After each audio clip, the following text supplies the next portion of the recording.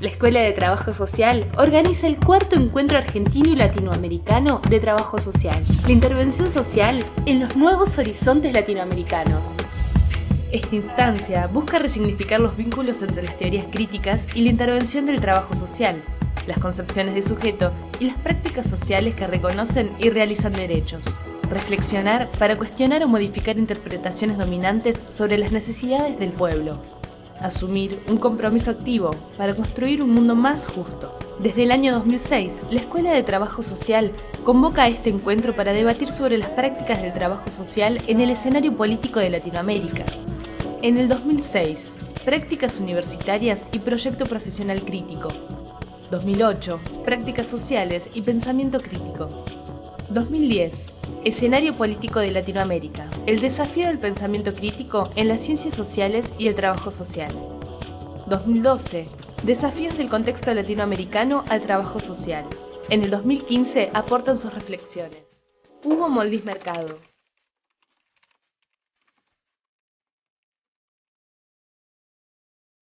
Susana García Salor.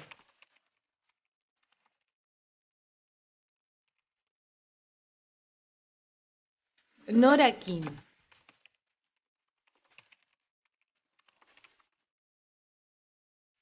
Diego Tatián.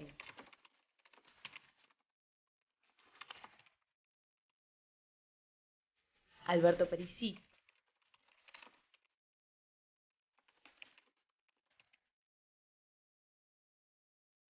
Isabel Rauber.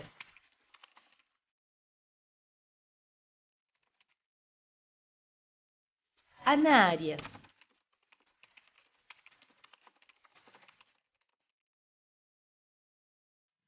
Frente a los nuevos escenarios sociales en América Latina, Trabajo Social debate la producción de conocimiento, la formación académica y el ejercicio profesional. Estudiantes, docentes, investigadores y egresados juntos para repensar el compromiso activo del trabajo social con los ciudadanos. Debatir para comprender, comprender para intervenir, intervenir para cambiar. Cuarto encuentro argentino y latinoamericano de trabajo social. Bienvenido, bienvenida.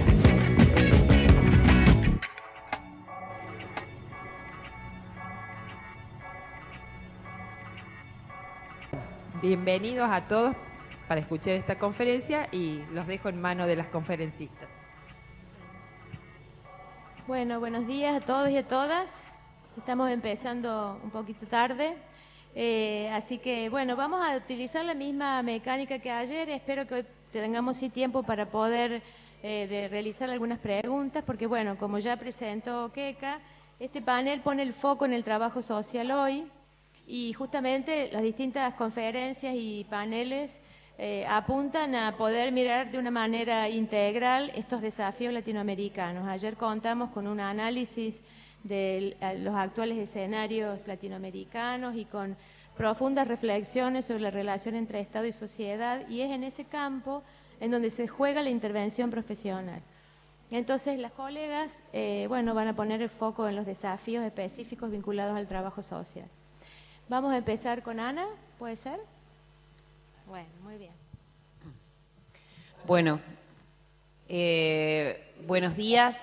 Les agradezco el madrugón que han realizado, sobre todo los estudiantes. Habla bien de los estudiantes de Córdoba, tanta asistencia hasta ahora, y agradezco especialmente a las compañeras y los compañeros de Córdoba que me hayan invitado a estar compartiendo estas ideas con ustedes. Especialmente, bueno, con Nora y con María Inés, yo me siento que me voy a llevar una cocarda de este encuentro, es decir, estuve en una mesa, lo voy a contar. Traigo para debatir con ustedes una hipótesis y 3 ideas, nada más, pero les pido que me tengan paciencia para poder desarrollarla y ponerla a discusión. En realidad, que pensar hoy el trabajo social, qué está implicando el trabajo social, cuáles serían los desafíos del trabajo social, es algo que la ficha caerá más adelante efectivamente si nuestras apuestas eran acertadas o no, pero es sin duda un campo apasionante para el debate, con lo cual yo quiero centrarme en esta hipótesis, en estas ideas para que las podamos debatir. En este sentido voy a ser totalmente pretenciosa porque voy a afirmar cosas con idea de que las podamos discutir, cosas que sin duda no podría, que las quiero plantear en términos ensayísticos. La hipótesis es que de la situación, iba a decir ustedes recordarán y desgraciadamente muchos jóvenes no deben recordar, por suerte para ellos, pero nosotros a finales de los 90 hablábamos, que yo me acuerdo, creo que fue Luciano Andrenacci el que lo había escrito, pero que se hablaba de la asistencialización de la política social. No me quiero demorar en esto porque yo sé además que todavía en nuestras universidades enseñamos mucho más neoliberalismo que cambio en el neoliberalismo. Entonces no me quiero meter en esto, pero la hipótesis de que esa situación de asistencialización de las políticas sociales hemos pasado a un modelo que ha superado esta asistencialización de manera significativa, mejorando los derechos sociales, mejorando la accesibilidad a los derechos sociales asociados al consumo. Frente a esto, nosotros necesitamos consolidar este piso de la etapa, porque es un piso que aún no está sólido, podríamos decir, que tiene riesgos de retroceso mayor, que tiene riesgos de retroceso importante, y también proponernos, luego de consolidado este piso, nuevos avances, y que para estas cuestiones es necesario avanzar en 3 líneas, y acá vienen las 3 ideas. Recuperar una valoración y una fuerte apuesta a los procesos de institucionalización, revisar nuestras lecturas sobre la defensa de lo público, sobre la defensa y consolidación de lo público, desde un nuevo enfoque que está siendo modificado en Latinoamérica a partir de la mejora de los pisos del consumo. Y la tercera idea es que para lograr estas 2 cosas anteriores tenemos que volver a vincularnos con las mejores definiciones de poder que han generado los intelectuales latinoamericanos, a los que solemos leer bastante poco, por lo menos en Buenos Aires. Así que bueno, la idea, reitero, que la asistencialización de la política pública fue superada por un modelo que integra a partir básicamente de la democratización del consumo, que esto es un piso deseable, un piso que aún hay que consolidar, pero que para poder avanzar en los nuevos desafíos que nos está presentando los procesos de avance popular, necesitamos consolidar los procesos de institucionalización, revisar nuestra apuesta a lo público, nuestra lectura sobre lo público, y para esto revisar la idea de poder en Latinoamérica. Si lo logro, me voy además de la cocarda de que estuve con la Quini y con la Peralta, me consagro, no voy a decir que me alcoholizo porque es muy temprano, pero quizás. Una cuestión con la cuestión de lo institucional. Si nosotros revisamos las distintas recomposiciones acerca del lugar de las instituciones, una de las primeras cuestiones que podemos reconocer es que también en contraposición a la idea del fin del Estado, de la idea del final de la estatalidad, de la posibilidad del Estado para estructurar los procesos sociales, encontramos un proceso relevante de recentralización estatal, o por lo menos de recomposición del poder estatal. Hoy la lectura de los procesos latinoamericanos no está alejada de lo que sus estados en muchos de los países están pudiendo presentar como desafíos. Incluso en procesos tensionados, no sé si hay gente de Chile, pero a mí que me cuesta tanto entender el proceso de reforma educativo chileno, lo que uno no puede negar es que hay centralidad en la discusión sobre la estatalidad, estructurando procesos de disputa de derechos. Sin embargo, esta recomposición se ha dado de manera, en el marco de las políticas sociales, de manera disímil. Fíjense que, por ejemplo, es paradigmático el lugar que en la política pública argentina ha ocupado, es el ANSES o el ANSES, nunca recuerdo, creo que es el ANSES, como una de las principales agencias, como una de las principales instituciones soportes del cambio de paradigma de modelo de política social. Hay autores que dicen que estaríamos tendiendo a una previsionalización de la política asistencial tendencialmente. Esto sería un proceso considerado virtuoso porque sobre todo en nuestra historia de instituciones vinculadas a derechos, la posibilidad de consolidar dentro del sistema previsional es algo que además culturalmente nos es cercano, nos es valioso.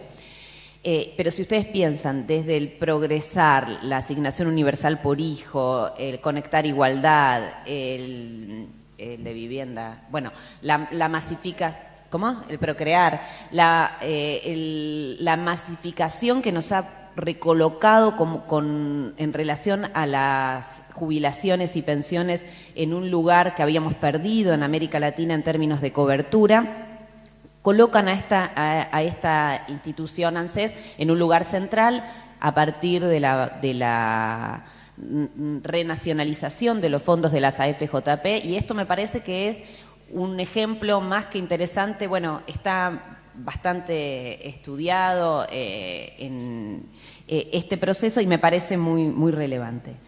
Por otro lado, en esto de los aumentos de la estatalidad, Argentina ha cambiado su legislación sobre lo social de manera sumamente de avanzada. Si analizamos la ley de salud mental, la derogación de la 26061, porque me sale decir 26061, no la ley de protección de las niñas, tiene un nombre tan largo. Tenemos la obligatoriedad de la escuela media. La obligatoriedad de la escuela media es una norma de la que, como vivimos procesos convulsionados, todavía no nos hemos dado cuenta de la relevancia de esto. Ustedes dirán, ponemos la obligatoriedad de la escuela media cuando la escuela media está en crisis en todo el mundo. Y bueno, sí, es lo que hay, ¿no? O sea, nosotros tenemos este proceso. Sin embargo, las instituciones que deben garantizar los accesos a estos derechos reformulados por nuestra legislación distan muchísimo aún de ser garantes efectivos de estos nuevos derechos.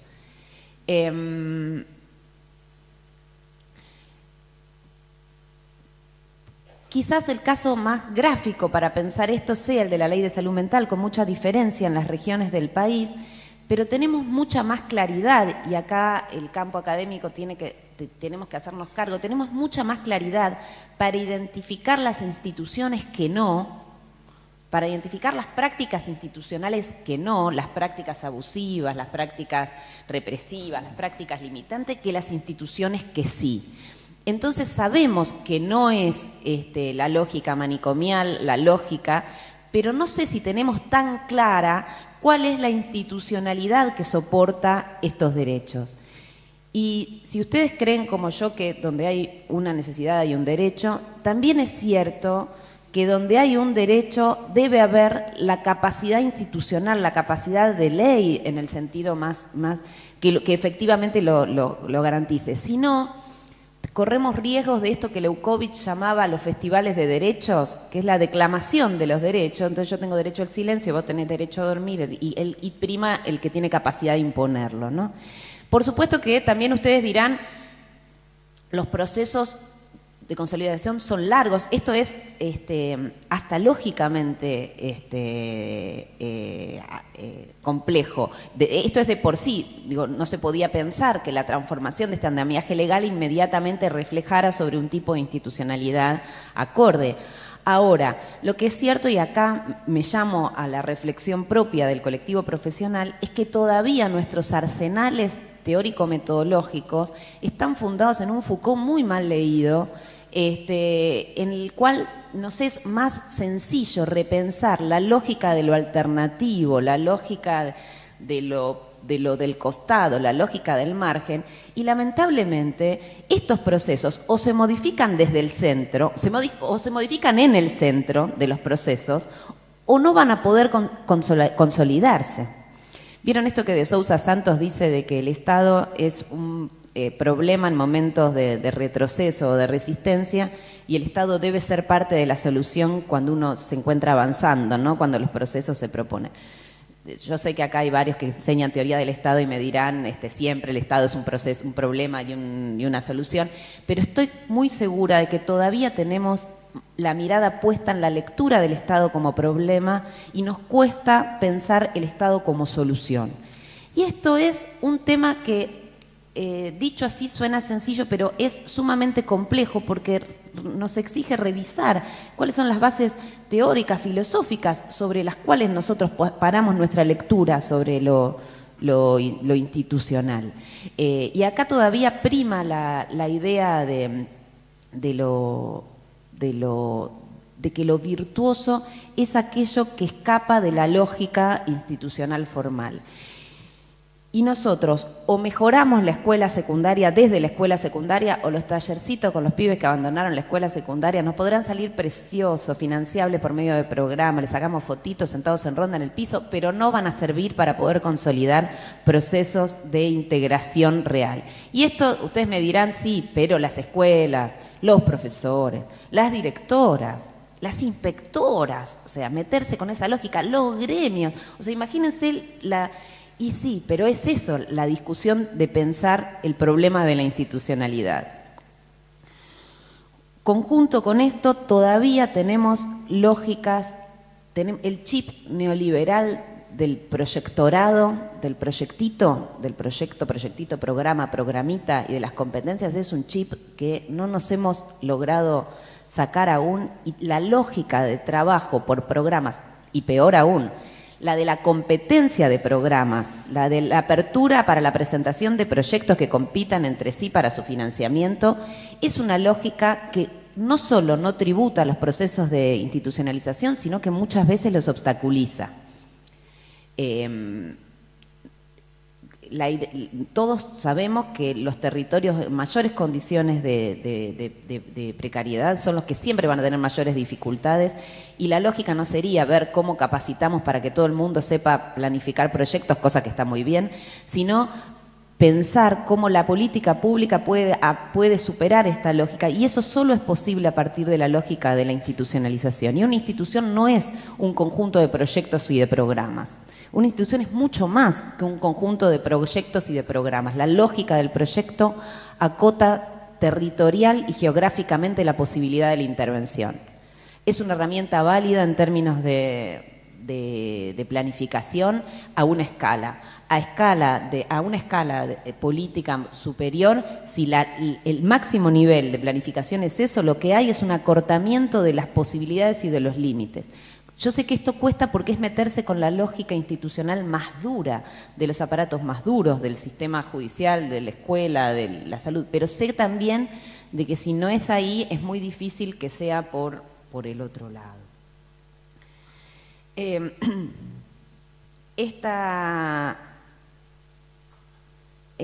Vinculado con eso, otras de las cuestiones vinculadas con lo institucional que si no logramos proyectar en ese centro es la clásica lógica paracaidista, y yo que soy porteña lo puedo decir con conocimiento de causa, porque los porteños somos los paracaidistas por excelencia, de la caída al territorio X, para relevar, para realizar por fuera del conjunto de instituciones. Fíjense, esto nos vuelve sobre cosas que el trabajo social ha pensado, pero que tenemos que revisar, y es qué propuestas podemos llegar a plantear para la relación entre lo nacional y lo provincial y lo municipal. Tema que todos nuestros estudiantes trabajan en el grado, pero que no deja de ser un gran problema todavía para lectura de lo institucional. El otro día buscaba datos para esto y encontraba datos Decían, el 70% del gasto en política social está en el Estado Nacional, el 23% en el provincial, el 7% en el municipal. Me agarró duda después de este dato, está en un libro de Daniel Arroyo que lo planteaba.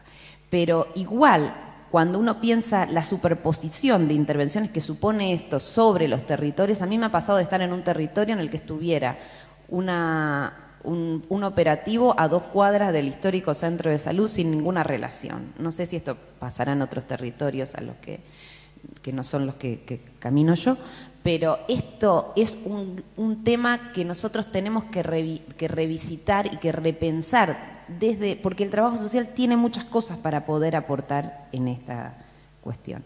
Voy todavía por la primera idea. ¿Cuánto lleve, Marinés? Bien. La última tema, estoy todavía en la primera idea, que era la necesidad de revisar la cuestión de lo institucional desde el trabajo social. La última es que, yo lo había planteado en la hipótesis, es que nos ha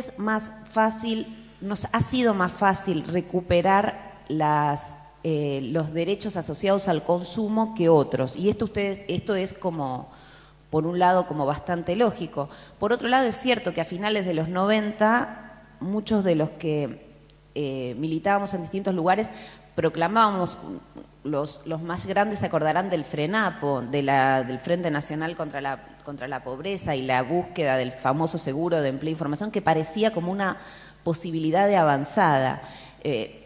Acá asumo las limitaciones, ahí sí las puedo adjudicar a mi juventud de ese momento, pero bueno, que todos creíamos que cuando se lograran mejores pisos de acceso, mejores pisos de igualdad, un conjunto de problemas mermarían, ¿no? Un conjunto de problemáticas sociales mermarían porque estaban atadas a los niveles complejísimos de pobreza que vivíamos. Y lo cierto es que hemos mejorado los niveles de pobreza, que aún siguen siendo preocupantes, pero es innegable la situación de cambio, los niveles de indigencia, y hay un conjunto de problemas que no necesariamente han tenido el recorrido que esperábamos. Y ante estos problemas, la posibilidad de la intervención ya no se reduce a la posibilidad de la lógica del subsidio. A nosotros nos están apareciendo problemas con los cuales no hay subsidio con el que tirarles por la cabeza, y que exigen otras lógicas en la intervención. Por ejemplo, uno de los temas centrales es la lógica del tiempo. Hay procesos que para poder ser acompañados exigen tiempos largos. El problema del tiempo, por ejemplo, requiere de posibilidad de institución formal estable. El proyecto y el programita dura lo que dura el jefe del proyecto del programita, y acompañar procesos de vulneración complejos exigen muchos años. Nosotros hace un par de años estábamos en una campaña que era la de un trabajador social por escuela. La escuela pública sigue siendo la posibilidad de acompañar diariamente a una familia durante 7 años si tiene solamente un niño. No hay ninguna otra institución que posibilite esto. Y ante procesos de deterioro tan profundos con los que estamos operando, necesitamos recuperar la dimensión tiempo. Y también necesitamos pensar en derechos sociales no supera, y en esto tenemos una tradición cultural hermosa en términos de derechos, que supera la lógica del consumo. Los derechos sociales son mucho más que habilitaciones para el consumo, pero también nos exigen reflexiones mucho más profundas acerca de lo que implica el derecho social. Más adelante retomaré esta idea. La segunda idea era el tema voy a ir más rápido, el problema de la defensa de lo público.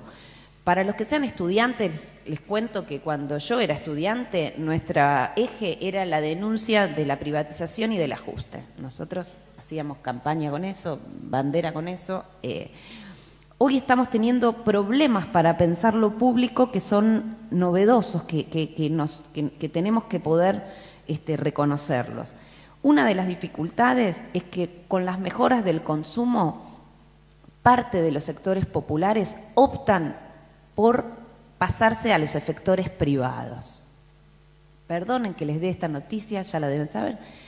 Algo doloroso para todos nosotros. Y en los territorios más complejos, peor. En Capital Federal, los docentes universitarios de Capital Federal mandamos a nuestros niños a las escuelas públicas capitalinas, que son muy buenas.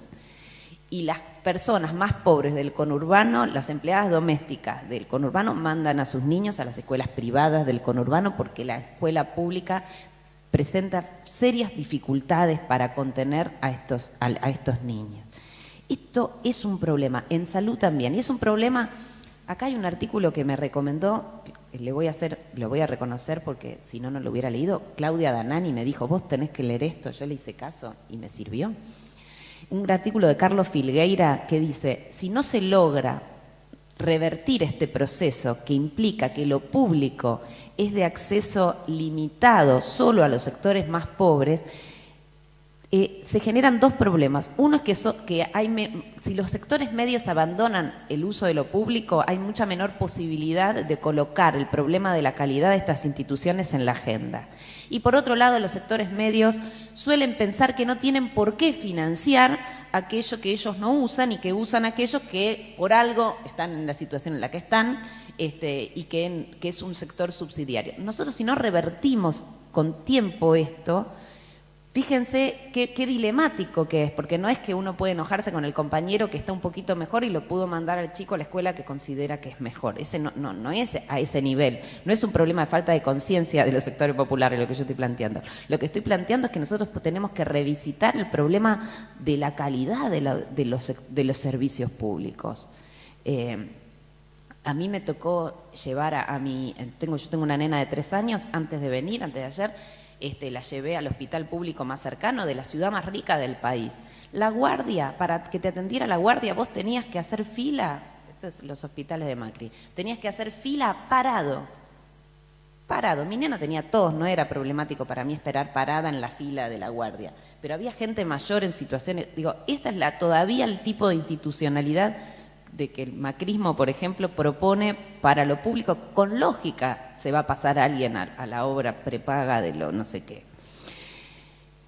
Otro problema en relación a lo público y que para mí es novedoso, sé que para algunos compañeros latinoamericanos esto no es novedoso, y es que ante los avances de determinadas violencias hay territorios que están quedando como Siberias, que no entran las ambulancias, que no entran los policías. ¿Y saben qué está pasando en Buenos Aires?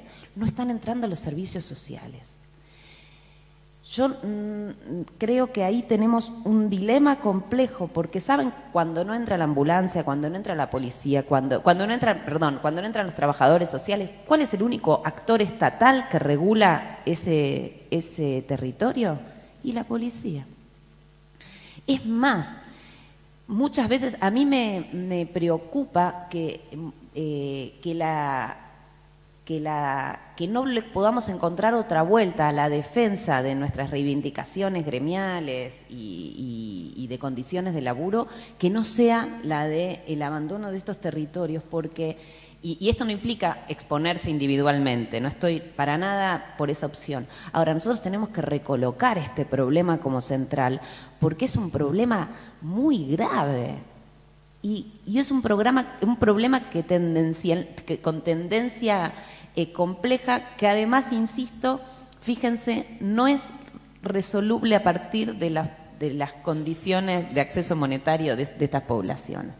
Los problemas en algunos territorios vinculados con el microtráfico de drogas son problemas que están poniendo en crisis algunas cuestiones. Tampoco estoy diciendo que esto es masivo ni que es todos los territorios se encuentran en esta situación, pero la presencia de estos y la reacción que muchas veces tenemos desde las propias instituciones me parece que es algo a poner nuevamente en la agenda, en nuestra agenda de trabajo.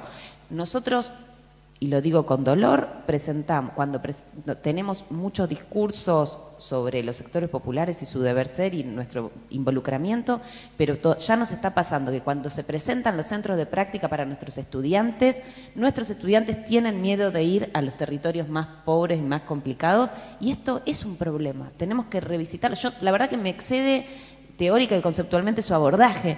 Lo único que estoy planteando es que me parece que hay que recolocarlo como un problema para repensar lo público y nuestra apuesta como trabajo social a lo público. Porque son otras formas de privatización perversa de lo público, estos dos procesos que estoy yo nombrando, y que no tienen que ver con una voluntad política expresa de privatizar efectores, pero que sí son procesos que de hecho alejan la posibilidad de la intervención estatal.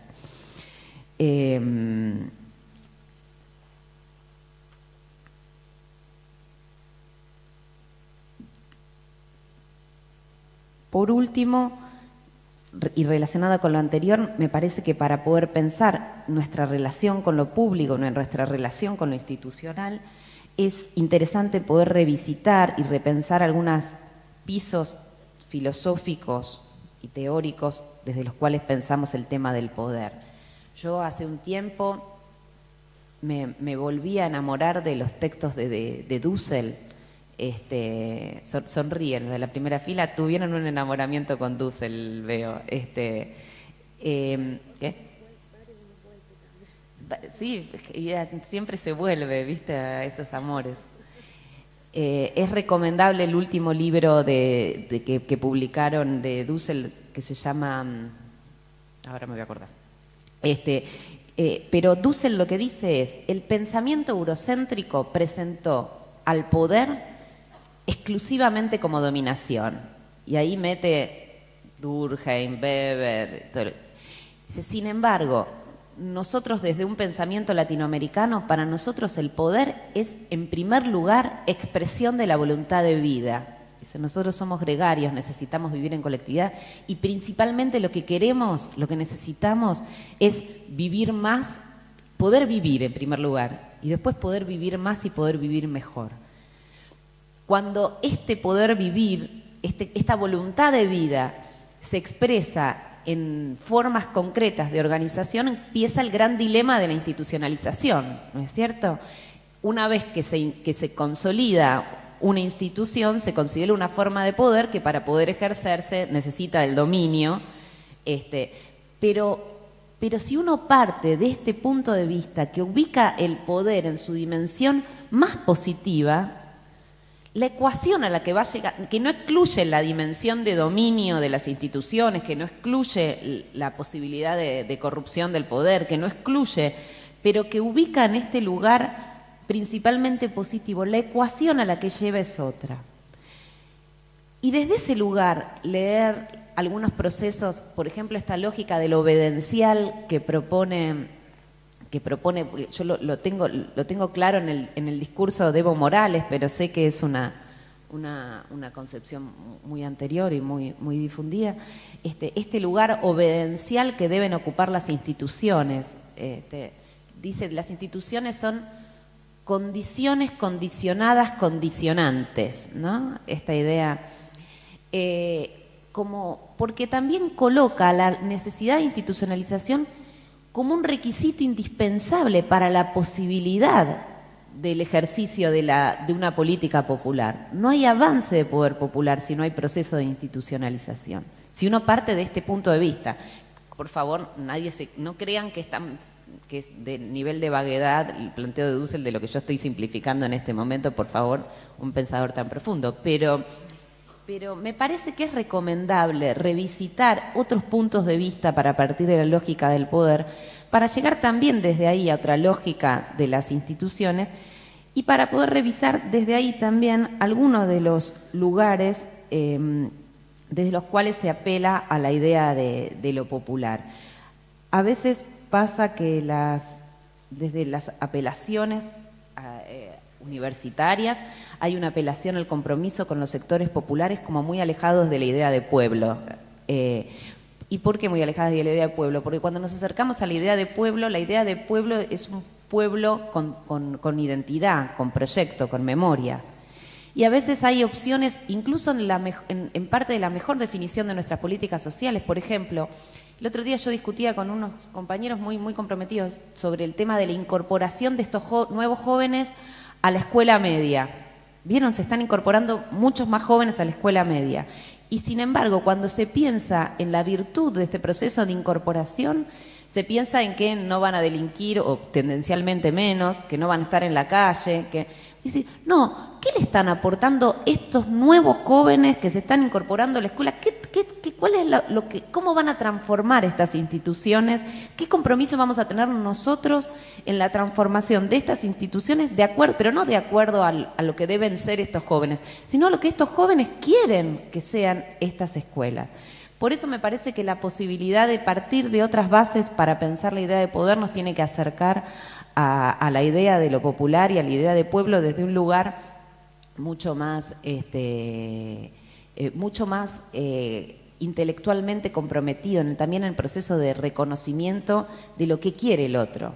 Y en esto es saludable por comprometerse también con los proyectos concretos de instituciones y de procesos políticos que en este momento están encarnados en estos sectores. Si no, lo que hay es apelaciones retóricas. Así que de Sousa Santos dice que en uno de sus libros que en vez de intelectuales de vanguardia tendríamos que intentar convertirnos en intelectuales de retaguardia, con capacidad de interpretar los procesos que se van consolidando. Yo no sé si esto es así. Lo que sé es que es lo único que por lo menos a mí me sale, de intentar en la retaguardia intentar repensar y revisitar estas ideas. Así que bueno, yo les traje mi hipótesis, mis 3 ideas, son poquitas, pero bueno, es lo que hay. Y bueno, después habrá tiempo para las preguntas. Muchísimas gracias por la atención.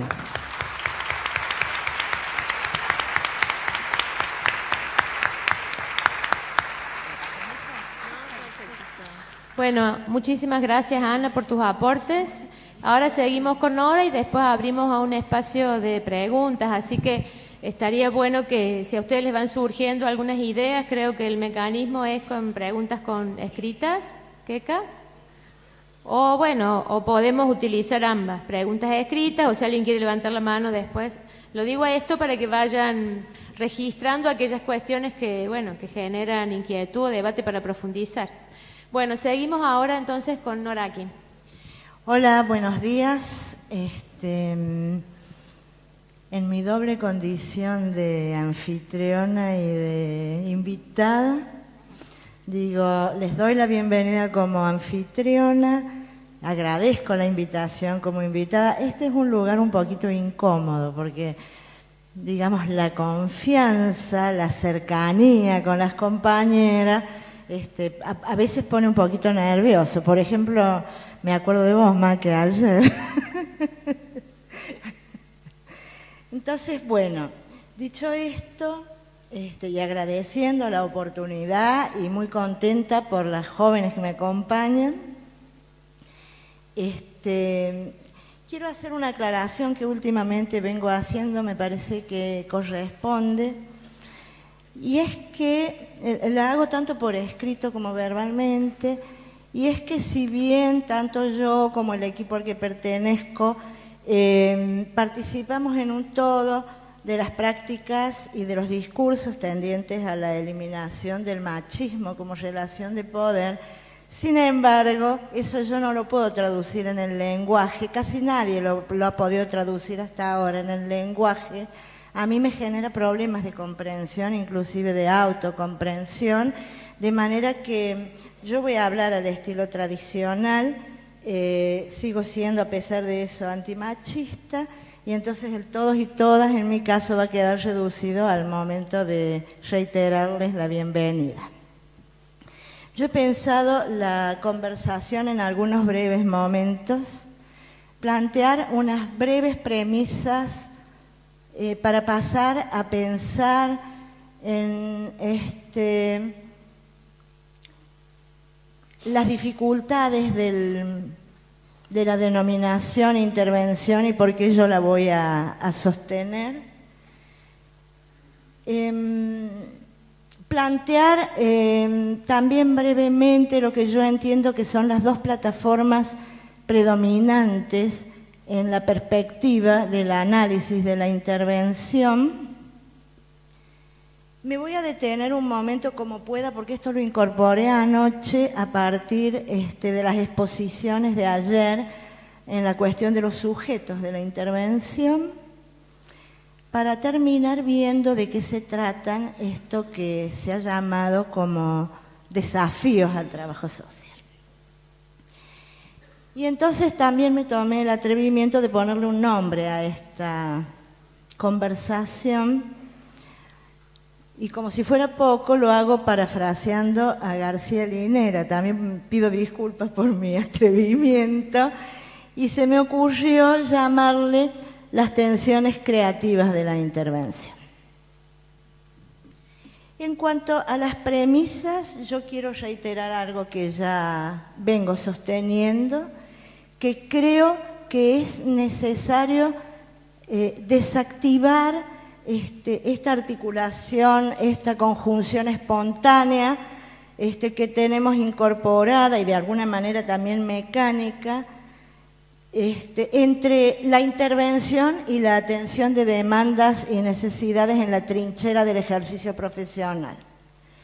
A mí me parece que esta distinción resulta fundamental si es que queremos alejarnos de cualquier tentación instrumentalista, procedimentalista en la concepción de la intervención. Entonces, por eso sostengo que la intervención se dirige sí a la atención de demandas y de necesidades, pero también entiendo que hay intervención en el orden de la producción de conocimientos y en el orden de la transmisión de conocimientos a través de la docencia, en el momento de la formación de nuevos cuadros profesionales. Entonces yo creo que estos tres espacios suponen intervenciones.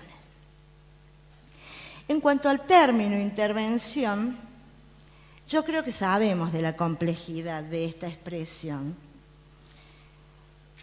Peor todavía cuando sabemos que se ha generalizado a cualquier tipo de acción. Es decir, si yo escribo en una calle mi nombre, alguien le llama a eso intervención urbana. Entonces, cuando una palabra abarca todo, también pierde un poco de solidez.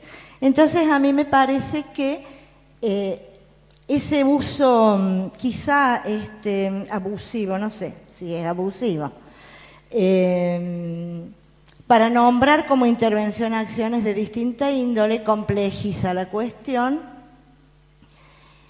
y más todavía si al adjetivo intervención le agregamos el adjetivo profesional. ¿Y qué decir si encima tenemos que pensar en los desafíos actuales a la intervención? Entonces me parece, Ana, que estoy en problema.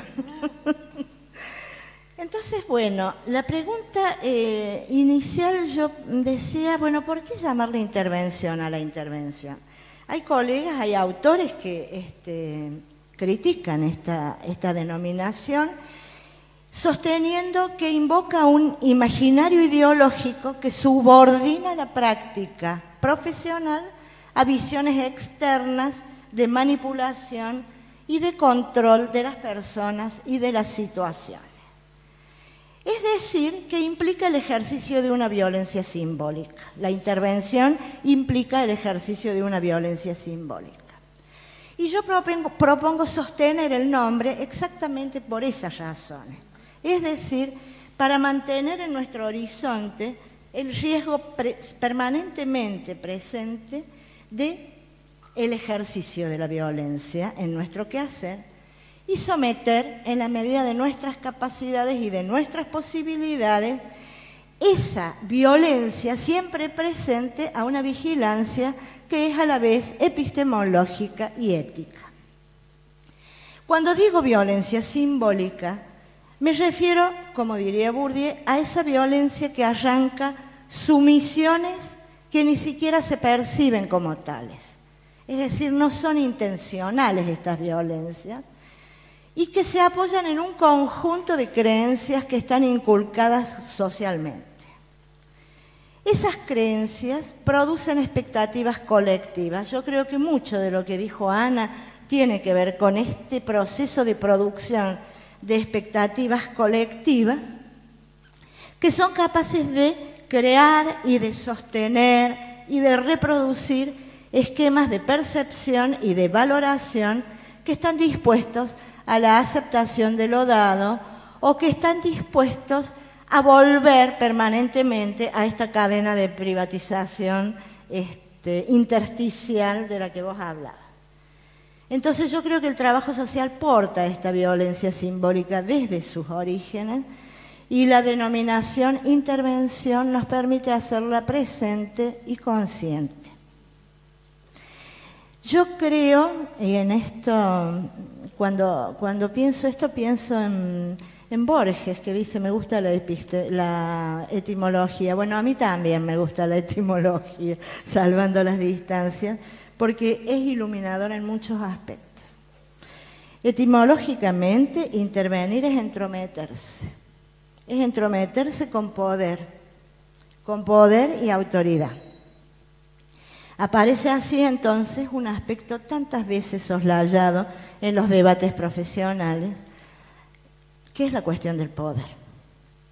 Un poder que yo creo que merece ser reflexionado y yo tomo, digamos, o enuncio desde sus múltiples posibilidades al menos dos. El poder considerado como relaciones de fuerza en las que intervenimos, es decir, considerando el estado de la desigualdad como relación, y el poder con el que cuenta el propio trabajador social, que este es un tema bastante soslayado. Tenemos una autorrepresentación como blancas palomitas, alejadas de cualquier infamia perversa relacionada con el poder, y sin embargo, registramos según nuestro criterio, analizamos e interpretamos según nuestro criterio, evaluamos según nuestro criterio, proponemos según nuestro criterio. Entonces, acá sí, y en términos de Foucault, ciertas personas vienen a inmiscuirse en la vida de los otros, de su salud, de la alimentación, de la vivienda, esto es textual. Tras esta función confusa surgieron personajes, instituciones, saberes, una higiene pública, inspectores, asistentes sociales, psicólogos. Cierra la cita. Creo que el del poder es un tema inmenso que está en la columna del debe, en nuestras discusiones, porque nos la debemos a fondo todavía los trabajadores sociales. Decía entonces también que quiero intentar abordar dos plataformas o enfoques de la intervención. Por un lado, lo que habitualmente conocemos, y yo creo que está bien la denominación, como plataforma o perspectiva tecnocrática. Una perspectiva que considera la realidad como natural, como externa a los sujetos que protagonizan esa realidad. Una perspectiva que se ilusiona con que el dominio de ciertas variables posibilita la seguridad de un diagnóstico y un pronóstico sobre el otro. Una perspectiva que tiene fe en la posibilidad de predicción de resultados. ¿Por qué? Y porque se considera con el poder de manipular ciertas variables. Dicho de otro modo, una perspectiva que desestima, que clausura, que anula otros saberes, otras experiencias, otros deseos, otros sentimientos, otros valores de los sujetos con los que trabajamos, todo ello bajo la pretensión de una supuesta uniformidad que ignora contextos específicos y circunstancias situadas. Incluyo dentro de esta plataforma tecnocrática la perspectiva de inspiración durkheimiana en el trabajo social, que se propone como función delimitar un espacio marginal que se caracterizaría como patológico al incluir determinados productos sociales, sea el desempleo, la enfermedad, la marginación o la pobreza. Son todos forúnculos de la realidad, son anomalías de una realidad. Y que serían la contracara que nos permitiría especificar criterios de normalidad. Pero incluyo también la perspectiva de inspiración weberiana en esta perspectiva tecnocrática, que ve a los trabajadores sociales como funcionarios adicionales que vienen a aumentar la burocracia pública en calidad de nuevos especialistas capacitados para extender el control público a todos los espacios. E incluyo finalmente a ciertas perspectivas autodenominadas marxistas, pero que yo considero que son estructuralistas y que otorgan al trabajo social la función instrumental de operadores terminales de las políticas sociales. En cualquiera de sus vertientes, la perspectiva tecnocrática realiza algunas operaciones que es importante destacar. ¿Sí? En primer lugar, la identificación de lo que existe con lo único posible, de manera que se está identificando orden posible con orden vigente.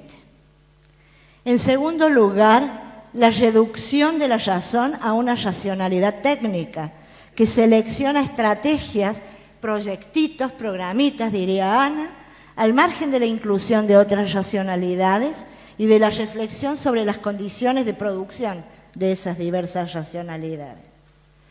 En tercer lugar, la transformación de los problemas sociales en problemas técnicos, que terminan siendo un problema de costo-beneficio, cuya solución estaría en manos de técnicos y al margen de cualquier discusión en el espacio público. Un espacio público que no es solo estatal, sino que también es público-societal. El horizonte entonces se acota a administrar el statu quo, a administrar lo existente. Y entonces la destreza y el buen oficio pretenden sustituir a la voluntad colectiva. Entonces este saber, esta plataforma tecnocrática y su correspondiente saber, es un saber que está siempre interesado en asegurar y ampliar el campo del control social para los trabajadores sociales. Y a lo mejor no seamos totalmente conscientes los trabajadores sociales de las múltiples actividades que realizamos cotidianamente en orden al control social de la población. El núcleo duro que para mí debe reprocharse a esta plataforma tecnocrática es que su intervención es extraña y es hostil a las condiciones situadas temporal y espacialmente en las que tal intervención tiene lugar y por lo tanto produce algo así como una extrañación de la propia práctica, que se vuelve sentido común, digamos, al extrañarse. En tanto, la intervención se instituye como descontextualizada, como predictiva y como prescriptiva. Y sabemos que donde hay prescripción, siempre hay una exigencia de obediencia hacia el otro. Por otro lado, una plataforma que podríamos llamar crítica o reconstructiva. En esta perspectiva, la sociedad no es el objeto de la intervención, sino el presupuesto de la intervención. Aquí la intervención social se reconoce en su dimensión política porque hay un reconocimiento explícito de que, salvo de que fuera totalmente irrelevante, como suele suceder, la intervención afecta intereses y produce efectos que se consideran positivos o negativos según distintos intereses. porque en estos temas no nos manejamos solamente según concepciones, sino también según intereses. Los supuestos de esta perspectiva crítica o reconstructiva son otros. Las intervenciones profesionales se inscriben en condiciones históricas particulares, con una relación de fuerzas determinada, con factores sociales específicos. No están mediadas, lo que les decía recién, solamente por conceptos y procedimientos, sino también por intereses y por el poder, que siempre supone la adquisición de ciertos compromisos. Aquí la importancia de la intervención no radica en la calidad de su diseño, no radica en su precisión, sino en el grado y el modo en que resulta socialmente relevante para quienes participan de ella, es decir, en el modo y en el grado en que mejoran las condiciones de vida de nuestra gente. Y quienes participan en esta intervención en la perspectiva reconstructiva o crítica no son sujetos, no son objetos. Por lo tanto, son interventores frente a sus propias condiciones de vida y no intervenidos. Si fuésemos a inscribirnos en esta perspectiva crítica, en la cual me ubico en lo personal, será necesario aceptar que estas características que la definen hacen de la intervención un escenario incierto. Y yo anoche cuando releía esto, lo ligaba con lo planteado por Diego Tatiana ayer, cuando él insistió mucho en esta zona de lo impropio, de lo incierto, de lo indeterminado. Y bueno, yo creo que en esta perspectiva la intervención es un escenario incierto, que nunca alcanza una claridad conceptual total, sino que se trata más bien de procesos amplios, muy extendidos en el tiempo, sin acotaciones precisas y claramente delineadas, pero sin embargo con compromisos contundentes. Se trata, yo digo, de un espacio bisagra entre la interpretación y la acción, que precisamente por su carácter incierto requiere de una buena dosis de invención a partir del reconocimiento de que los sujetos con quienes trabajamos no son seres inertes, no son marionetas, no son incondicionales, sino que son a la vez que productores de sociedad. Ello hace de la intervención un emprendimiento que siempre guarda alguna dosis de confusión y que se resiste, por suerte, a ser totalmente dilucidada y transparentada. Siendo así, la previsión y la predicción se tornan imposibles y la prescripción se abandona precisamente a partir de la concepción de que los sujetos no son solo practicantes, sino fundamentalmente fabricantes. Por lo tanto, entonces, la intervención no es pura, no es lineal, no es mecánica. Es, por el contrario, arriesgada e incierta. No es neutral, no es objetiva, no es puramente científica, sino que es producto de la interacción social en la que quienes intervienen construyen y al mismo tiempo interpretan su realidad desde distintas condiciones, desde distintas posiciones y desde distintas disposiciones. De ahí la incertidumbre. Y creo que hay que celebrar esta incertidumbre, puesto que al decir del filósofo de nombre difícil Darío Stansheimer, las certezas son siempre supuestos funcionales a los poderosos.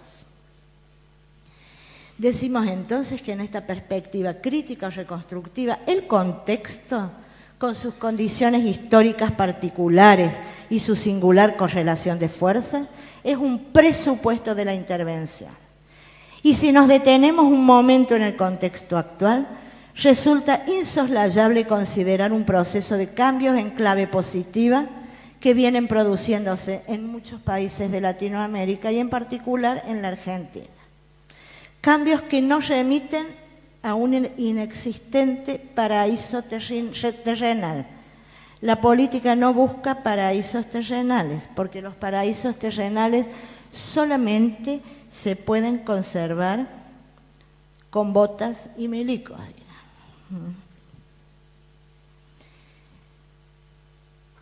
Entonces, también cambios que, como señalara ya Gramsci, en los cuales, como señalara Gramsci, lo nuevo no termina de nacer y lo viejo no termina de morir. Pero que, de cualquier manera, considero que están afectando favorablemente las condiciones de vida de las mayorías populares.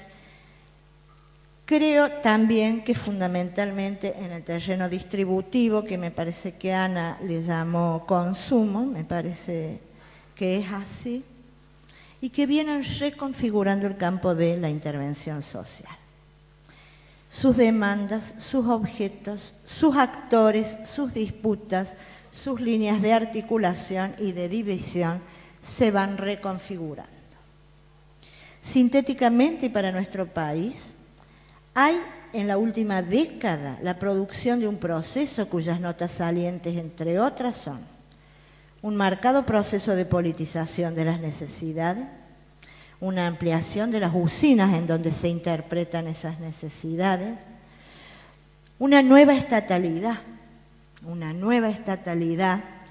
porque miren, yo no coincido con que el Estado estuvo ausente en el periodo neoliberal.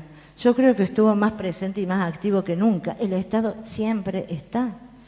Díganme si no es un Estado súper activo el que consigue semejante grado de precarización y de flexibilización laboral, el que consigue semejante consenso para las privatizaciones, por dar solamente 2 ejemplos. Es un Estado muy activo.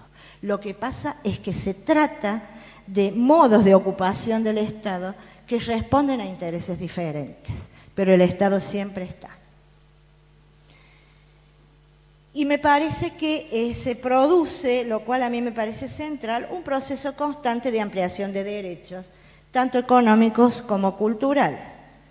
Políticas como la asignación universal por hijo, la moratoria previsional, la jubilación de las mujeres que dedicaron su vida al trabajo de cuidados en el espacio doméstico, la formalización del empleo doméstico. Son todas medidas simultáneas con políticas de inclusión educativa, de matrimonio igualitario, de identidad de género. Y me parece que todas ellas están expresando un giro tendiente a la consolidación de un sistema que tiende, a la universalidad en la protección social y de alguna manera a la consolidación de una democracia un poco más real. Y entonces yo creo que esto está marcando con sus claros y sus oscuros una modificación en las condiciones de vida de los sectores con los que nosotros trabajamos. Me parece que en los discursos, más no en las prácticas, o no del todo en las prácticas, ha retomado su vigor el concepto de derechos sociales, cuya validez fue cuestionada por el neoliberalismo, que reemplazó la noción de derecho social por el de deber moral de los que tienen para los que no tienen. Y hoy esa cuestión está desprivatizada y vuelve a su cauce estatal. Yo tengo una valoración, debo decirlo, más positiva de la importancia de la participación del Estado. No lo veo como una maquinaria infame, como me parece que algunas dos de las 3 posiciones, por lo menos, que se plantearon ayer, dejaron plasma. Entonces celebro este regreso al cauce estatal, porque en realidad en ningún país y en ningún momento de la historia, al menos de la historia moderna, cambios sustanciales han sido posibles al margen de un Estado fuerte en su participación. Y entonces yo les decía que ayer incorporé una referencia a partir de algunas cosas que escuché ayer a los sujetos con los que trabajamos, y que es un tema que también agrega un punto importante a la discusión y que quizá deberíamos dejar pendiente en la agenda, porque lo que yo puedo hacer son solamente preguntas. Porque es muy frecuente en nuestro lenguaje la apelación a la expresión sectores populares.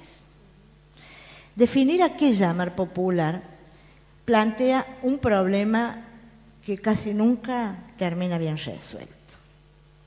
Porque cuando hablamos de lo popular, hablamos de lo subjetivamente asumido por los sectores populares de manera protagónica, aunque sea contradictorio con sus supuestos intereses objetivos de clase. Es la definición teórica de tales supuestos intereses, aunque no sean asumidos, digamos. ¿Es eso lo popular?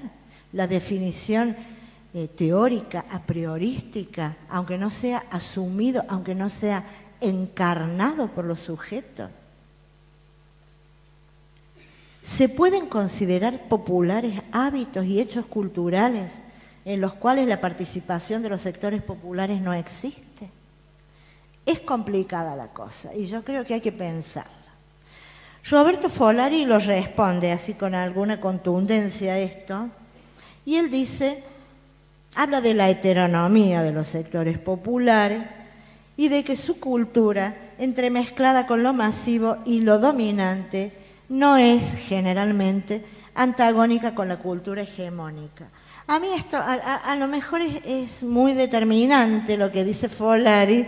Ay, me da mucha gracia lo que haces, Ana, es una divina. No se asoma bien. No me molesta, me da gracia, no me molesta. Es una divina. Entonces, digo, a mí me hace reflexionar, a ver, para tanta insistencia de que la cosa viene desde abajo, desde luego que estoy de acuerdo con eso, pero con algunas prevenciones. Digo, ya no hay que pensar, no estamos autorizados históricamente a pensar en un mundo popular como una reserva cultural política intocada a partir de la cual vamos a poder reconsiderar el conjunto del sistema. La realidad nos está diciendo otra cosa. Entonces, miren, sin eurocentrismo, yo sigo sosteniendo algunas posturas de Bourdieu, así como de Boaventura, el portugués.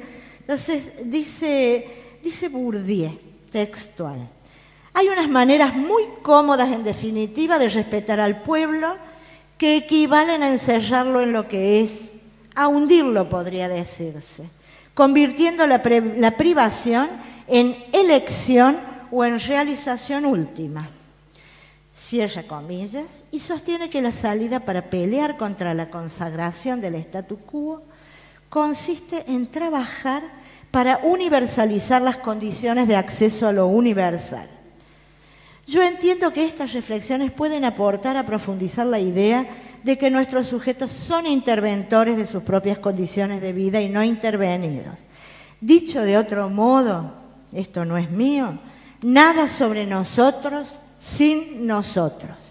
Esta expresión, cuyos orígenes se rastrean como principio húngaro de política exterior y que fuera retomado por los activistas que reivindican los derechos de los discapacitados a comienzos de la década de los 90, yo creo que merece ser extendida al conjunto de sujetos con los que desarrollamos nuestro trabajo y que configuran siempre múltiples diferencias reprimidas.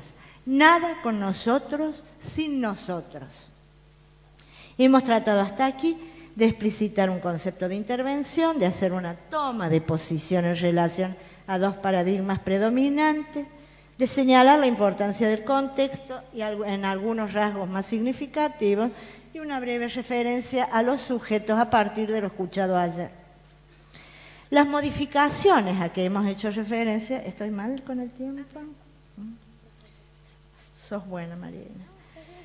Estas modificaciones, digo, son expresión de un proceso emergente, entendiendo por emergencia la proliferación de acontecimientos políticos, sociales, económicos, culturales, institucionales, que se vienen desplegando a lo largo de esta década y que impactan en el núcleo duro de nuestra profesión, porque algunos escenarios se están borrando al mismo tiempo que aparecen otros, muy ricos, muy complejos, muy inciertos, muy desconcertantes, pero que exigen transformaciones al colectivo profesional, a sus debates, a sus prácticas y a sus representaciones. Y esto es porque es necesario que nos asumamos como sujetos inmersos en estas nuevas tramas a las que estamos aludiendo, en nuestra doble condición de profesionales y de intelectuales. Los desafíos están tocando a nuestra puerta, digo yo, y exigen tanto una comprensión rigurosa de lo que acontece como la capacidad de plantear opciones de futuro en una dirección sin lugar a dudas emancipatoria. Ahora, si pensamos como nos han pedido los organizadores en términos de desafío, yo nuevamente me he dirigido a su etimología, inquietante por cierto, porque el prefijo des significa invertir una acción, desarmar algo, deshacer. Y el verbo afiar, actualmente fiar, es confiar. Es dar garantía a alguien o a algo. Entonces desafiar es dejar de confiar, es empezar a sospechar, es empezar a problematizar. Eso es desafiar, de eso se trata. En primer lugar, creo yo, desafiar nuestras estructuras de pensamiento, de percepción y de acción. Es importante que ampliemos nuestra noción de razón, muy restringida en la perspectiva tecnocrática, pero que seguramente con restricciones también para los que abrazamos la perspectiva crítica. Reconociendo entonces la validez de distintas racionalidades mucho más allá de la científica, pero mucho más allá de la científica. Capturar el sentido que los sujetos asignan a su práctica. Develar la dimensión de sentido de esas prácticas. Tener presente que no hay palabra sin el otro y que por lo tanto, si no hay palabra sin el otro, no hay razón sin el otro. La consideración del otro nos implica también instaurar una razón democrática, es decir, capaz de reflexionar sobre sí misma y por lo tanto esencialmente crítica. Y en esta perspectiva es que la vigilancia epistemológica es vigilante precisamente de las condiciones actuales o virtuales en que incorporamos o excluimos al otro. En segundo lugar, ser capaces de recontextualizar nuestra intervención, que siempre está estructurada por una situación sociopolítica estructurante, pero que también, digamos, es producto de nuestra agencia. Y entonces poder leer en clave profesional los nuevos objetos de disputa, los nuevos sujetos que se movilizan al interior del campo de la intervención y hacia dónde se movilizan. En tercer lugar, reconocer la doble dimensión del trabajo social, que yo lo repito siempre, implica a mi criterio una práctica que es a la vez distributiva y cultural. Decimos que es una práctica distributiva en el sentido de su posibilidad de distribuir valores de uso con el objetivo de lograr una mejora en la vida cotidiana de las personas. Y decimos que es una práctica cultural entendida como constelación de símbolos y formas culturales sobre las que se configuran las líneas de solidaridad y fragmentación entre grupos y su propósito es la transformación o la reproducción de estas herramientas del discurso. Entonces, nuestras intervenciones a mí me parece que deberían transitar en el horizonte de esto que Bourdieu llamó universalización del acceso a lo universal, y quizá deberíamos tratar de ser capaces de articular en nuestra práctica cotidiana algo que todavía en las políticas públicas sigue escindido, que es por un lado las políticas sociales, por otro lado las políticas culturales, y entender a nuestra intervención en esta doble dimensión de práctica distributiva y cultural. Y a mí me parece que desde esta dimensión cultural o de reconocimiento es muy importante trabajar la accesibilidad, y la accesibilidad exige la constitución de sujetos de derecho, es decir, de sujetos que se emancipan de las limitaciones básicas que su condición le coloca a su disposición. Entonces, cuando digo derechos, lo estoy pensando como habilitaciones para el ejercicio de esos derechos, como desarrollo de capacidad de demandar y de defender derechos, que están abiertos a la posibilidad de su conquista y que por lo tanto suponen la conformación de sujetos que vayan ganando el espacio político para garantizar su implementación efectiva. El reconocimiento de derechos supone siempre el reconocimiento de sujetos, es decir, otros con derechos, otros que venían siendo negados, que siguen negándose a sí mismos, considerándose a sí mismos como objeto de ayuda, denigrados, encerrados, como objetos sin voz. Pero también supone entonces trabajar que estos sujetos puedan autorreconocerse como sujeto de derecho. Y esto requiere un trabajo específico e intencional en el terreno del reconocimiento. Entonces, y para terminar, y antes de terminar,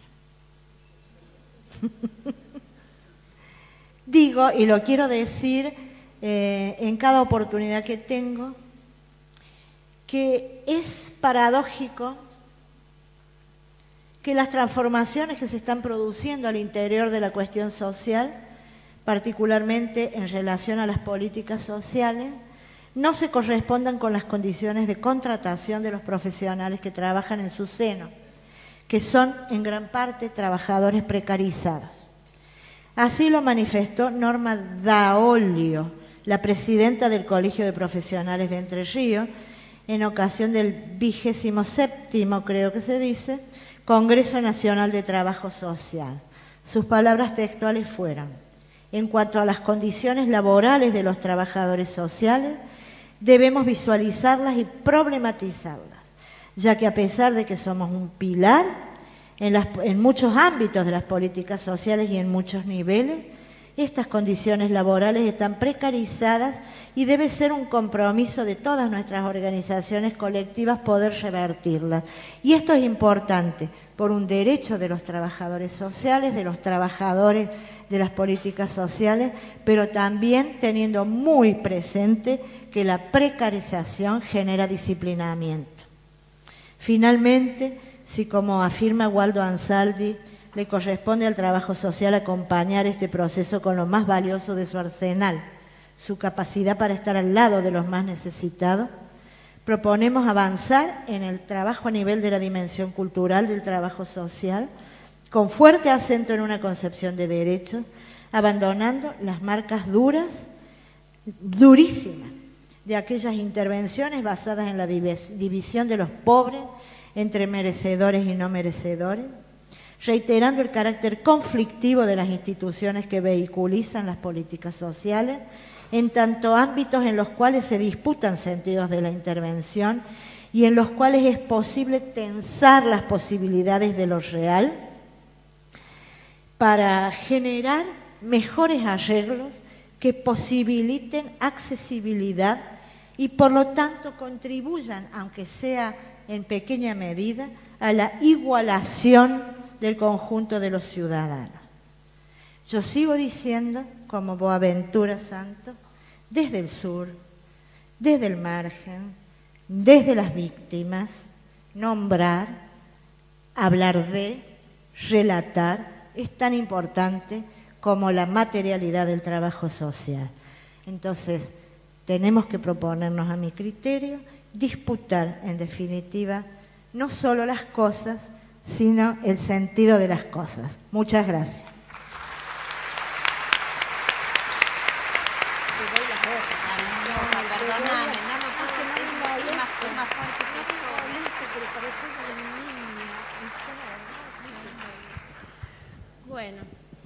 Bueno, muy bien, muchísimas gracias a Ana y a Nora, realmente son aportes fundamentales que, bueno, son herramientas para, me parece, superar algo que es muy común en la profesión, que es la queja, ¿no? La queja individual, la queja colectiva por una posición de subordinación en las instituciones, por lo que no se puede hacer ante los problemas que vemos en las instituciones, y estas son herramientas justamente para abordar esa cuestión, que es una cuestión que nos ha acompañado a lo largo de la profesión y que, bueno, siempre es necesario despertar y asumir el desafío por superar ese lugar, ¿no? Y estas herramientas yo creo que en su conjunto nos aportan claramente a cada uno de las cuestiones duras a repensar para poder salir de ese lugar que también es un lugar pasivo y de sometimiento, ¿no? Bueno, ahora tenemos unos 15 minutos como para poder intercambiar, hacer preguntas, comentarios, así que estamos abiertos y dispuestos a escucharlos o a que nos acerquen las preguntas o comentarios.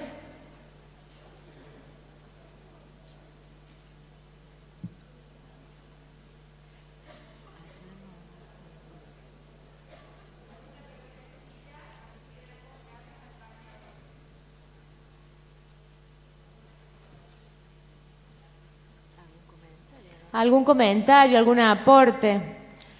Justamente esta posibilidad de reflexionar y de compartir entre colegas y compañeros y poner el foco en el oficio y en las preocupaciones cotidianas es lo que moviliza este panel, ¿no? A ver, allá hay una y después Cristina. Sí.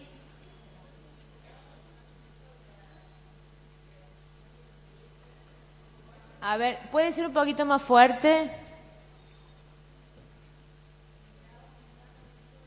Acá está el micro. Si alguien o que el micro está acá. A ver, espera un segundo que hay un problema de audio, me parece. No hay problema. Ah, el micrófono móvil. Ah, eso. Espera un segundito, ahí te acercamos el micrófono.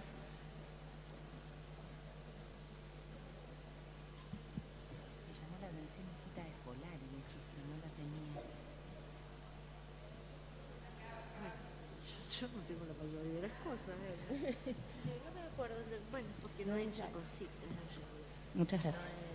Que me quedaba pensando en esto de las políticas universalistas y de los derechos que se empiezan a garantizar. Nosotras venimos de Santa Cruz, Caleta, Olivia. No sé si esto sucede en otras partes, pero todos los programas estos que tienen que ver con asignación universal por embarazo, asignación universal por hijo, Progresar, Procrear, de los autos, ¿cómo se llama? Procreauto, etcétera.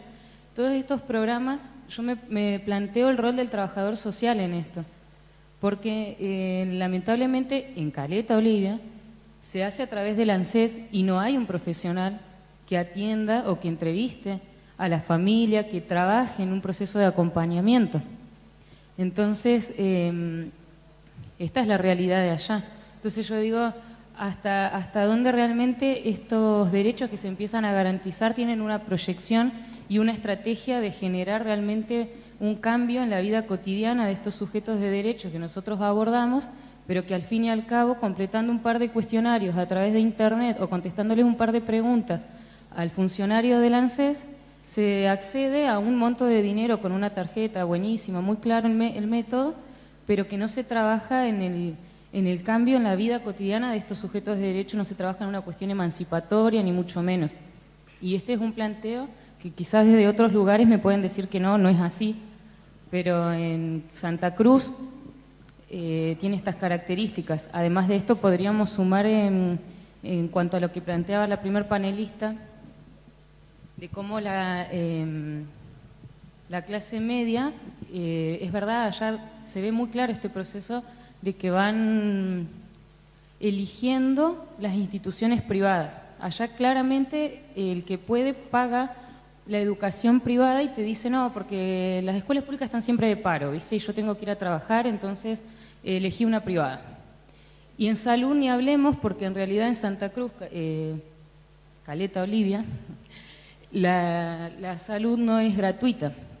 Hay un carnet de atención hospitalaria donde el trabajador social, el rol que tiene es categorizar, cuando sabemos que la salud es parte de los derechos universales, ¿no? Pero nuestro rol llega hasta ahí. Entonces después vienen un montón de programas que, ya digo esto, ¿no?, de diferenciar el programita, el proyectito y el plan, pero al fin y al cabo, como el trabajador social no tiene un lugar de poder ahí, los sujetos terminan siendo objetos de planes, programas y proyectos y no unos sujetos de derechos que puedan modificar su vida cotidiana. No sé si fui clara.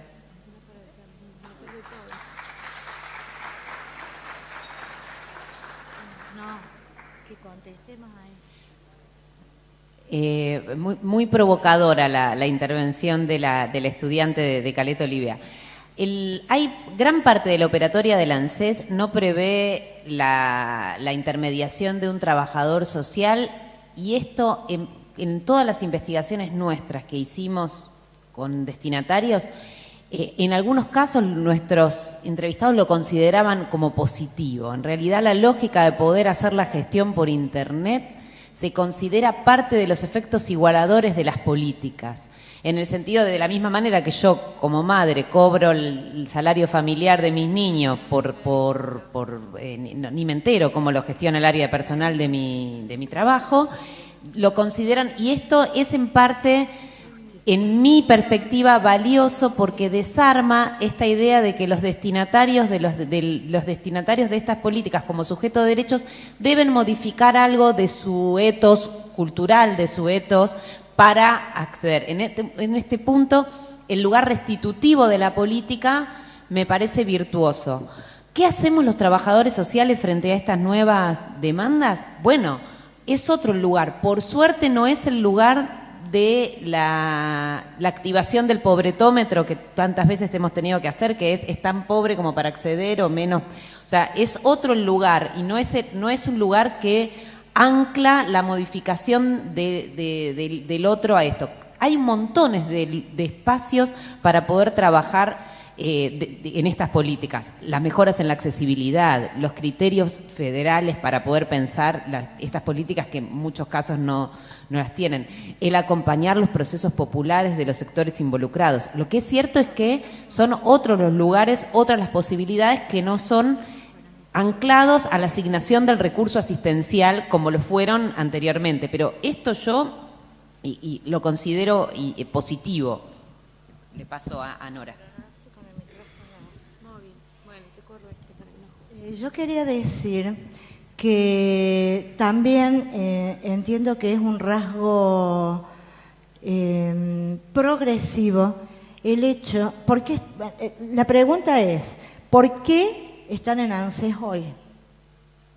Porque en realidad el giro copernicano que ha dado esta política, es importante distinguir entre políticas y programas, ¿eh? Eso es algo, no va a ser objeto de esta discusión, pero no es lo mismo hablar de una política que de un programa, de que un proyecto, eso hay que diferenciarlo teóricamente.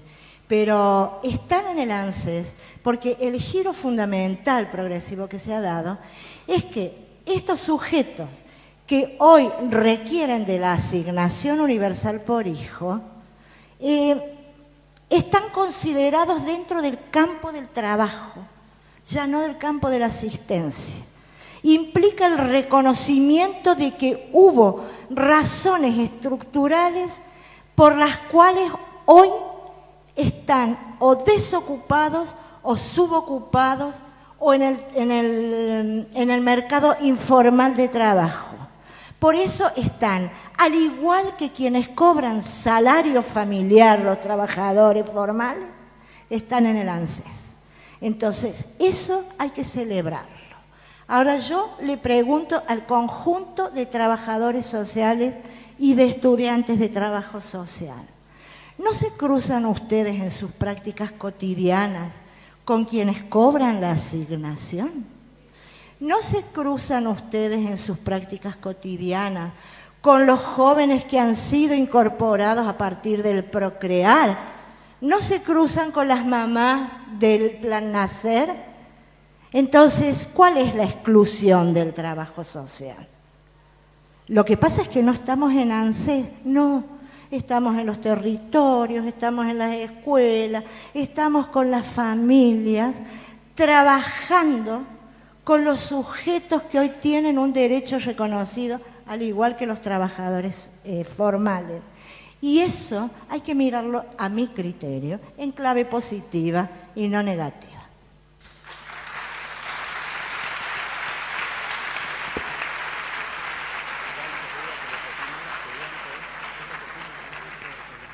¿Alguna pregunta más? ¿Sí?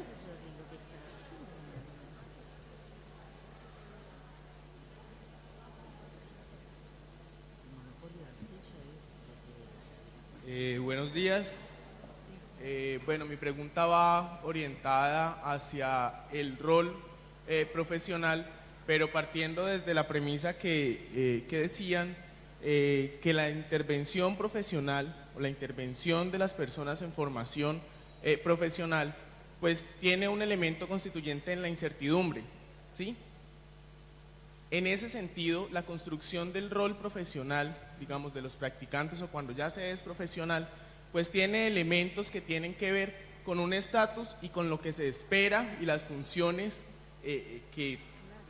o sea, que su intervención o que su acción en la práctica se supone que debe responder tanto a las demandas institucionales, al componente ético-político de la intervención, pero entonces al momento de articular esa incertidumbre con una construcción del rol frente a lo que se espera que el profesional haga o no haga, pues queda como una incertidumbre. No sé si me explico. Sí, cuando Venegas, por ejemplo, manifiesta que el rol no es algo que se pueda atribuir a, sí, sino que es una construcción que yo hago desde un aparataje epistemológico y teórico para hacer un abordaje de una realidad.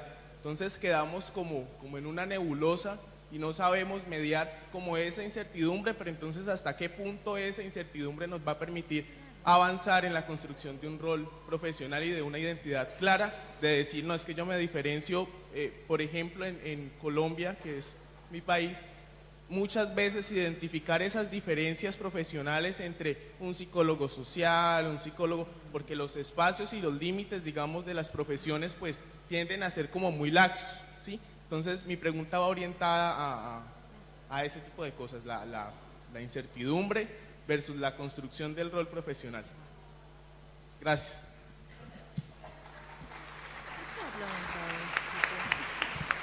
Bueno, lo que ocurre es que en el plano de lo que yo he planteado, mira si me da bola, ¿sí? En mi planteo, que soy la responsable de la introducción de la incertidumbre en esta mesa, no tiene cabida la categoría rol. ¿Por qué? porque responde a la perspectiva funcionalista. El rol quiere decir que nosotros actuamos, vos lo dijiste claro, digamos, aquellos papeles que nos han sido adjudicados. Algunas teorías críticas de las profesiones, por ejemplo, alguna que lo plantea como desde una perspectiva que la misma autora llama de poder, sostienen que una profesión se consolida cuando es capaz de definir cuáles son sus productos, cuál es el modo de producir sus productos, es decir, cuando tiene monopolio de su actividad. Y cuando ha logrado el monopolio de su actividad, no hay quien tenga la posibilidad de venir a adjudicarle un rol. Pero esto es en una perspectiva epistemológica, que no es la perspectiva funcionalista. Si yo tuviera que proponerte algo es revisar la teoría funcionalista del rol, empecemos a pensar en funciones reales del trabajo social, en lugar del rol, de lo que se espera de nosotros, empezar a pensar, cuando digo empezar a pensar en funciones, es empezar a pensar en términos de qué injerencia real tenemos los trabajadores sociales en la dinámica social aquí y ahora. Allá, mira. Chicos, no.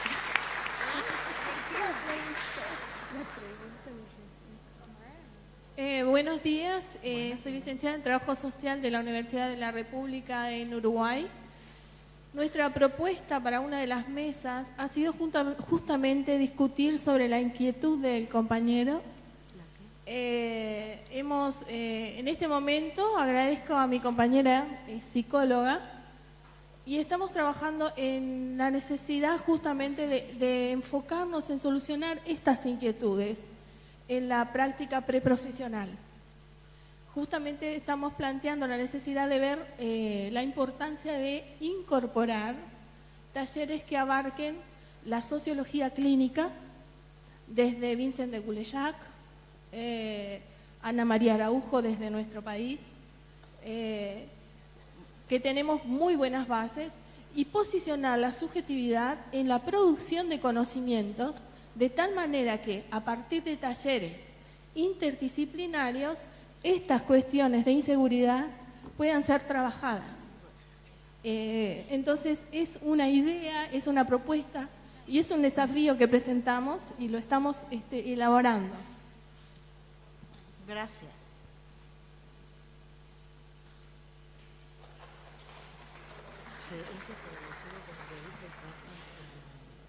Buenos días.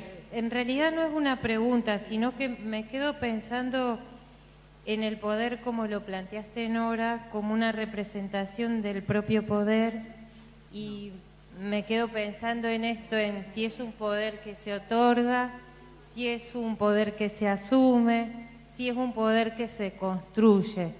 Y en realidad me parece que eso es, el desafío es la construcción de ese poder que tenemos en el marco de la incertidumbre, que la entiendo en el contexto en el que se nos plantean los desafíos. La incertidumbre de la intervención la entiendo ahí, creo que desde ahí la planteás.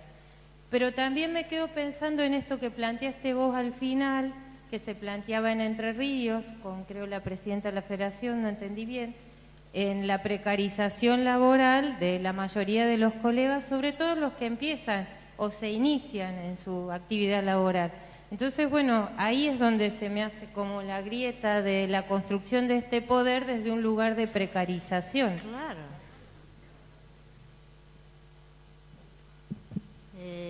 ¿Vos querés una respuesta, Claudita, o era un comentario nada más?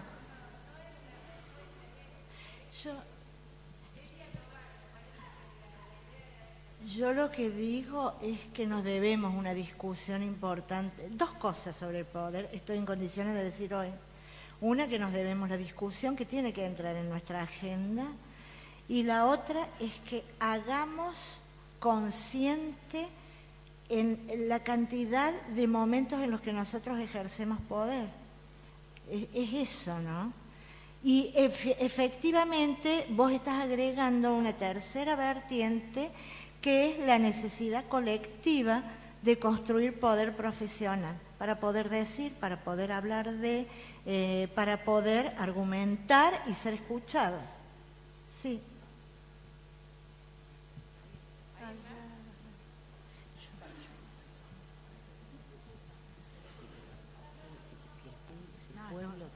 Acá un comentario, una consulta.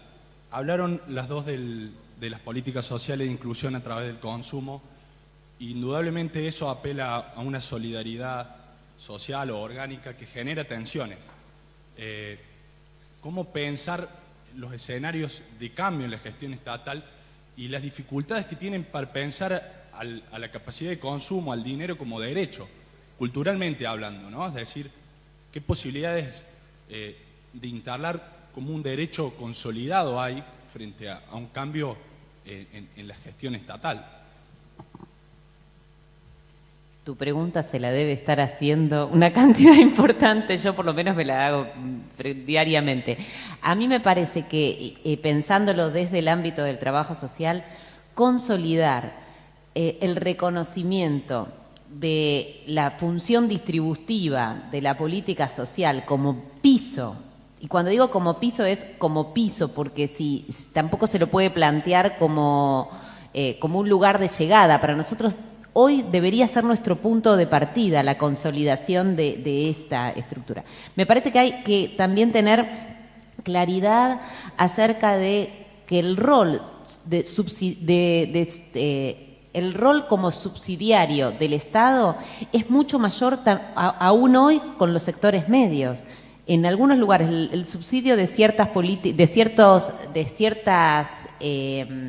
servicios públicos, los subsidios a las empresas, los subsidios, o sea, el Estado nuestro no solo subsidia a los sectores de bajos ingresos, subsidia a un conjunto importante de población. ¿Cómo nosotros, esto que trabaja Nora, cómo nosotros convertimos parte de nuestra práctica política en el reconocimiento de la función distributiva que deben cumplir las políticas, que incluye como una de sus dimensiones la posibilidad de inclusión a partir del consumo, a partir de unas políticas?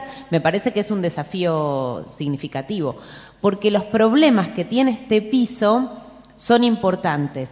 Ahora, se puede retroceder mucho más aún. O sea, no es que, pues yo señalé algunas dificultades que se generan a partir del aumento del consumo. Si este aumento del consumo disminuye, nosotros retrocedemos, pero no como en el juego de la oca, que puede volver a atravesar, porque nos vamos a encontrar con un incremento de los niveles de precariedad muy complejos. O sea, para mí lo que vos estás planteando es una clave que se juega en los próximos años de poder consolidar, institucionalizar. Por eso sería importante que pueda legislarse sobre, por ejemplo, la asignación universal, ¿no? y su posibilidad de actualización también por inflación. Una de las cuestiones más críticas es que estas políticas se pueden desarmar sin presentar la medida oficial. Simplemente en un proceso de inflación media no actualizarlas hace que en 2 años o 3 años vos no tuviste que tomar el costo político de decir bajo la asignación, pero que la política disminuya en su efectivo impacto sobre las economías de los sectores populares. Eso me parece que es una alarma que hay que tener como muy prendida, y se juega sin dudas en el campo de la próxima elección.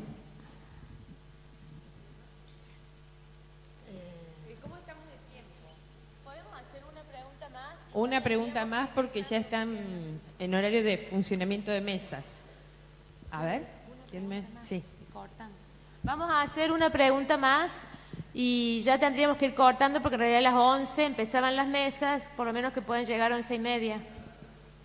Bueno, buen día. Retomando un poco lo que planteaba Ana, en una de sus 3 ideas hablaba de lo que es el nuevo enfoque hacia lo público. El nuevo enfoque hacia lo público. Así por lo menos lo titulé yo. ¿Qué le falta, digamos, o qué tiene que hacer el Estado para girar, digamos, esta atención que está dando a la educación, para que la gente empiece a optar por la educación pública? Porque yo también comparto, como decías vos, que es muy importante que la gente que no tenga, no le sobren 500 pesos y decida mandar a uno de sus hijos a un colegio privado, porque eso es una bola de nieve que va a hacer que cada vez haya más gente que pase de lo público a lo privado. Entonces, ¿qué es lo que está fallando, digamos, en la parte pública? ¿Es una cuestión presupuestaria? ¿Es una cuestión de planificación? ¿O es una cuestión, digamos, de reconocimiento, como muchas veces dicen, de el rol del docente? ¿Cómo lo ves vos? Difícil tu pregunta. En líneas generales me parece que que la instalación de algunos problemas que parecen como estar preñados de neoliberalismo, como por ejemplo el problema de la calidad, son problemas que tenemos que resignificar en términos de derechos sociales en clave de estas instituciones. Cuando se dice qué tiene que hacer el Estado, a mí me da como miedo, porque parece que el Estado es, o sea, no sé, una entidad como monolítica.